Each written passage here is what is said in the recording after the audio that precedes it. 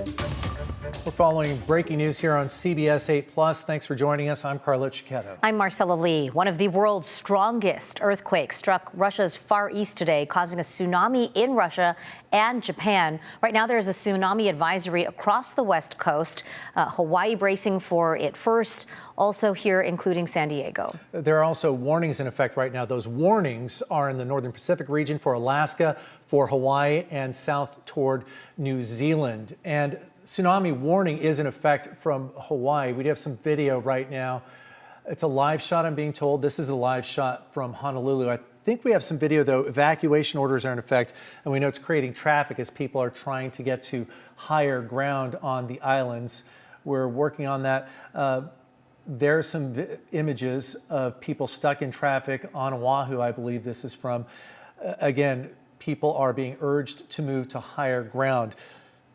Hanalei Bay, Kauai, likely to see the worst impacts. We understand Hilo Airport is closed right now. A lot of images of just gridlock on the highways and roads around Hawaii. We want to bring in now Alexa Friedman, producer for Hawaii News Now. Alexa, thanks for joining us. Yeah, thanks for having me. Alexa, what are you being told about this tsunami that's heading for Hawaii? Yeah, so all the coastal areas are being told to evacuate. They're opening shelters, and pretty much, like you said, the roads are like a parking lot here. I'm looking out the window right now, and it's just bumper to bumper. Do you have crews out in the field who are watching all this happen, and what are they saying about, is it orderly, or are people managing to get on roads and move, or is it complete gridlock out there? Yeah, I think it's as orderly as it can be, from what I'm hearing. We do have people across a couple different islands in some different places here, and I know that they're themselves are having a hard time getting to those locations even. But it looks like things are moving along. I haven't heard of any like major accidents or anything like that. So it's orderly so far. It's hard because you are on an island. I know that people there and officials there are prepared for what's known as a vertical evacuation, where people who are in those higher level buildings are told to stay in place. What is it that your news reporters are telling your audience? Yeah, I mean, definitely we're saying to get to safety, whatever that means for where you are.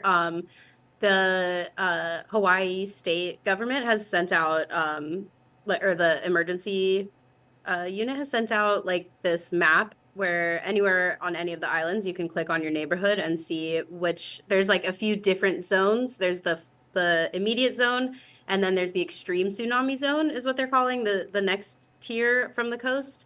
And I guess that means like if it's more severe than they anticipate, the extreme zones will get it. So yeah, right now they're just telling everyone, get to safety, get high up.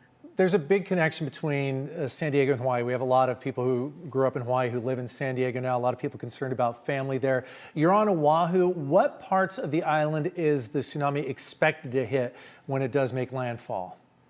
Yeah, absolutely. And I actually grew up in San Diego, so I have a connection as well. But yeah, so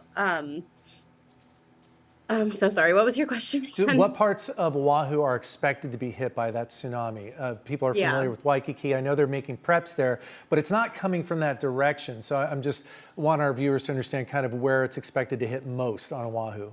Right. So we believe it's going to be, the maps and everything show that it's coming from the north. So Kauai is expected to get hit first, the north shore of Kauai, then Oahu's north shore, and then like in order, I guess, Maui and Hawaii Island. We know people are trying to gas up, get to safety, people worried about loved ones. I guess one advantage of people right in Honolulu is that there are a lot of high-rise buildings there.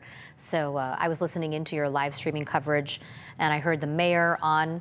I don't know if you were able to listen into that, because I know we were trying to get you on our air, but do you know, have you been able to listen into what officials are telling people there?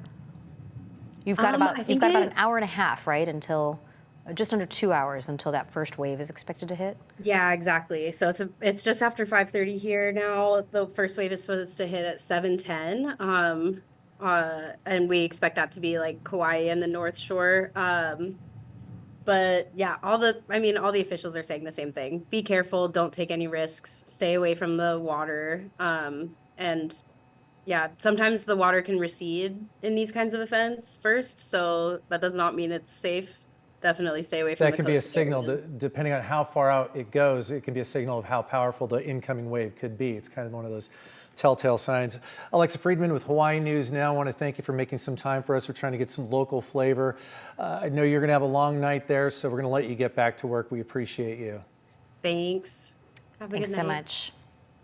I know they had a tsunami alert there maybe about a week or so ago, which was quickly canceled, but they are more prepared, being an island out in the Pacific, but people are taking note, and it's a bad thing and a good thing, right, when you see the highways blocked, because it does mean people are trying to get out. Hopefully the Kamaiana spirit, as they call it, is working there, and people are helping out their neighbors, allowing them to move in. You know, for some context, this is the biggest earthquake measured anywhere on Earth since 2011, and that was, of course, the big earthquake to hit Japan and cause the Fukushima disaster.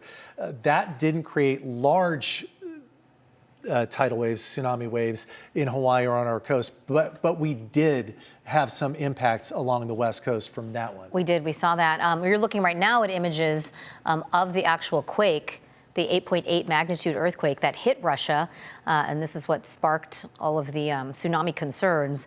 You could see buildings rattled, a lot of footage of people trying to take cover, a lot of damage there in Russia. It really, you know, it's unfortunate we don't have access right now to an earthquake expert to talk about this, because the numbers that we're hearing for this earthquake, as opposed to the video that we've seen, like this video out of Kamchatka, when you hear it's the largest earthquake to hit the planet in 14 years, and we're not seeing devastation everywhere.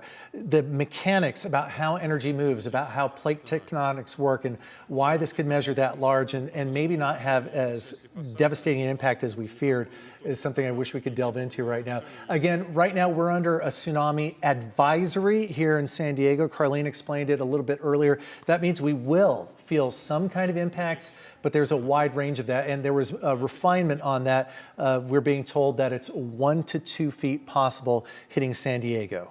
And this right here is helping to make clear what a tsunami warning actually means. So in the beginning, there's the information statement, no threat. That's what we got several hours ago, that there was a tsunami concern.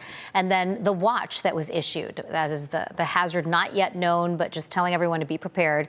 And then here in San Diego, that watch was upgraded to a tsunami advisory, which is what we are under right now here in San Diego and along the western coast of the United States, meaning strong currents, waves are expected. Please stay out of the water. And then, as we just saw in Hawaii, they are actually under the tsunami warning as they're bracing for dangerous coastal flooding and some powerful currents. And that is definitely moved to higher ground. Yeah, Carlene's pulling in right now, Chief Meteorologist Carlene Chavis. A little more detail for us to understand the mechanics of what's going to happen along our coastline. Yeah, because you have to also remember, around the time that we could start to see some of the impacts from this is going to be when we have our high tide tonight too. Okay, so double whammy. Exactly. So that high tide is going to be upwards of about 4 feet. And so you're now talking about tsunami waves about 1 to 2 feet are anticipated. When you say 4 feet, for context for people who don't have a lot of knowledge about the tides, is that a lower high tide, higher high tide for San Diego? It's actually around average, because thankfully we just had those really high tides that were upwards of about 7 feet just last week because of the new moon phase. So it has come down to about 4 feet. So we are talking about the tsunami warning that will continue all the way until Friday. It's Tuesday night. You might be asking why that's going to keep going into Friday. And that's because that first wave might not be the strongest. And so we're still looking at that potential as we go all the way into Friday. It could actually expire sooner than that, but this is what we're going with as of tonight. As mentioned, we started off with the watch, the potential was there, and now we are talking about the advisory. So we will feel some impacts, and as mentioned, tsunami waves about 1 to 2 feet. So if you're located in the coastal area, move off the beaches is what you're being advised to do, as well as out of the harbors and marinas. That is from the National Weather Service. This will keep going until about 6:27 on Friday.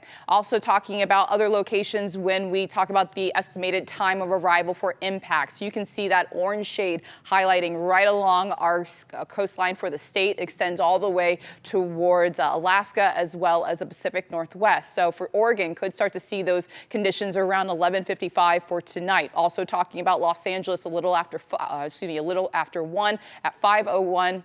At 1:05, and that's going to be in the morning hours, and then also talking about La Jolla as well as Oceanside around 1:15 in the morning. So as I mentioned, this also will coincide with the time we're expecting our high tide for tonight. So 4.3 feet, that's going to be at 1 in the morning. Then you're talking about that high tide that would be by tomorrow afternoon. So that's closer to 5 feet, and that's around 2:01 in the afternoon. So this happening, these tsunami waves around the same time that we are going to experience our tide times. So strong currents in the harbors and bays for several hours. This could cause damage to boats, to piers, something to be mindful of. That's why you're being advised by the National Weather Service to stay away from the harbors and the marinas and stay off the beach. Impacts really on the water or very close to that water.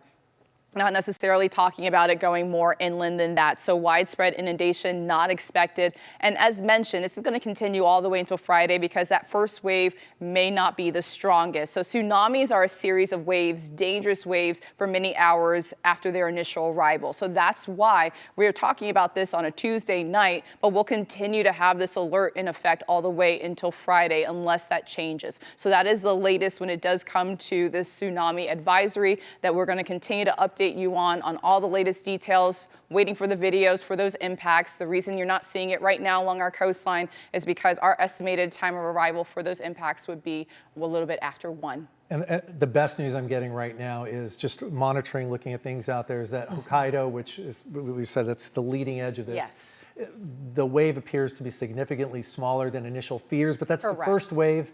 And as you mentioned, a bigger wave could be behind it. Exactly, and that's why the alert will keep going even past tonight when we're expecting the arrival of the initial wave to make impact. Yeah, what people don't realize, it's not like a swell or waves that you can see. It's a very slow-moving wave, and it overtakes communities just suddenly. And that's why they're telling people to stay off of the beaches, stay away from the harbors as well as the marinas, because that could cause damage, especially with that slow movement. You're talking about boats, piers.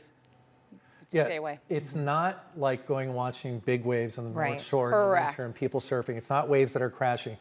If it's a large tsunami, it is just a mass of water from the bottom up, moving on shore and wiping everything out. And that's, of course, the worst case scenario. We've seen that in different parts of the world. And fortunately, what we're hearing in guidance, it's nothing like that. No inundation here in San Diego. About a foot in Hokkaido and no injuries reported there. Another thing is, we're talking about this tonight. People are going to want to go out there and check it out.